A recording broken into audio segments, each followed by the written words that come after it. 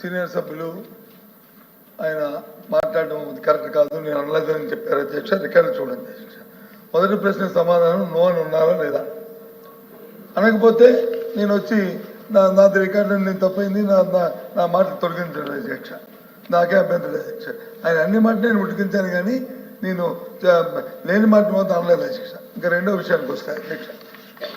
వారు నేను ఆ నియోజకవర్గం 15 సంవత్సరాలు ప్రాతినిధ్యం వహించాను అధ్యక్ష. మొన్నటి వరకు కూడా మన మా 24 ఎలక్షన్లో దాంట్లో ఓడిపోయిన వరకు కూడా 15 సంవత్సరాలు నేను కంటిన్యూస్ శాసనసభ్యుడిగా ఉన్నాను అధ్యక్ష. 15 సంవత్సరాల్లో రాని డయేరియా ఎప్పుడు ఏ ఒక్కరు కూడా చనిపోయిన నేపథ్యంలో ఈ 4 సంవత్సరాలు ఈ 4 నెలల కాలంలోనే ఎందుకు చనిపోతుంది అధ్యక్ష? 5 సంవత్సరాల్లో మరి 4 నెలలు వేసాను, 4 నెలల కింద చనిపోవచ్చు కదా అధ్యక్ష. అక్కడ కానీ పరివేక్ష లోపం వస్తే నేను క్లియర్ కట్గా చెప్పాను అధ్యక్ష.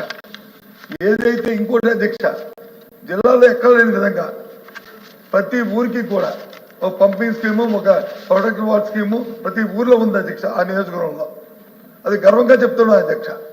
అది ఆ కార్యక్రమం ఉన్నప్పుడు దాన్ని పర్యవేక్షణ చేయాలి. టైం టు టైం దాన్ని క్లోరేషన్ కలుపుకోవడం, టైం టు టైం ఆ పైపులు వచ్చి క్లీన్ చేసుకోవడం, టైం టు టైం చూడడం, అవి ఆ కార్యక్రమం జరగలేదు అధ్యక్ష. ఈ 4 నెలల కాలంలో ఎవరైతే మెయింటెనెన్స్ చేస్తారో ఈ విషయాలు చెప్పడం నాకు ఇష్టం లేదు అధ్యక్ష. అయినా సరే మంత్రి అడిగారు కాబట్టి చెప్తాను. ఆ లోపాలు ఎవరు చేయాలి, ఎవరు చేయకూడదు, ఈ కాంట్రాక్ట్ నాకు కావాలి, ఆ కాంట్రాక్ట్ తొలగించేయాలి, ఆ వర్కర్ని తీసేయాలి, ఆ వర్కర్ని మళ్ళీ కొత్త వాడిని వేసుకోవాలి, వాడి దగ్గర మళ్ళీ 50,000 లక్ష మళ్ళీ వాడి దోచుకోవాలి అని అక్కడ కొట్లాడి జరిగింది అధ్యక్ష. ఈ 4 నెలల కాలంలో వీటికి కారణాలు ఇవ్వ అధ్యక్ష.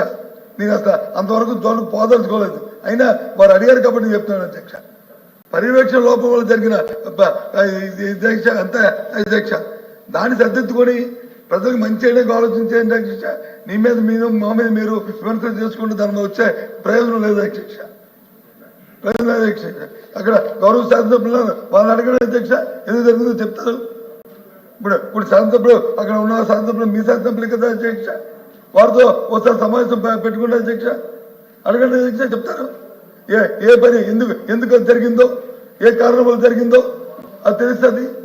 అంతేగాని పెద్దానికి గత ప్రభుత్వం అంటే గత ప్రభుత్వం ఏం చెప్తే చెప్పండి. ఇందాక చెప్పారు గత ప్రభుత్వం, సరే ప్రభుత్వం మీ చేతిలో ఉంది, అధికారం ఎంక్వైరీ చేయండి, తప్పులు జరిగితే దాన్ని శిక్షించండి. ఎవరు వద్దన్నారు మిమ్మల్ని? మేము అడ్డుపెట్టిన ఆగితే ఎందుకంటే ప్రభుత్వం మీది కాబట్టి.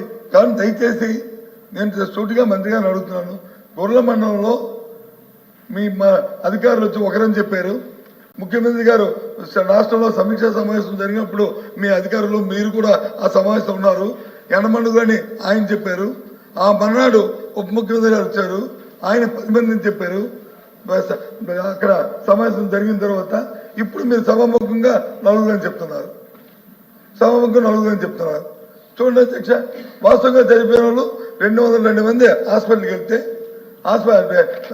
అక్కడ అడ్మిట్ అయితే వాళ్ళకి వచ్చి సౌకర్యాలు లేకపోయినా ఆ స్కూల్ అంట అప్పుడు మేము కట్టిన స్కూల్లో ఏవైతే ఆ 4 బలంలో బెంచీలు బాగున్నాయి కాబట్టి దాని మీద పెట్టి అక్కడ చేస్తే నేను చెప్పాను. ఏవయ్యా విజయనగరం హాస్పిటల్ ఉంది, వైజాగ్ హాస్పిటల్ ఉంది, ఆ పక్కన హాస్పిటల్ ఉంది, అది చేయండి.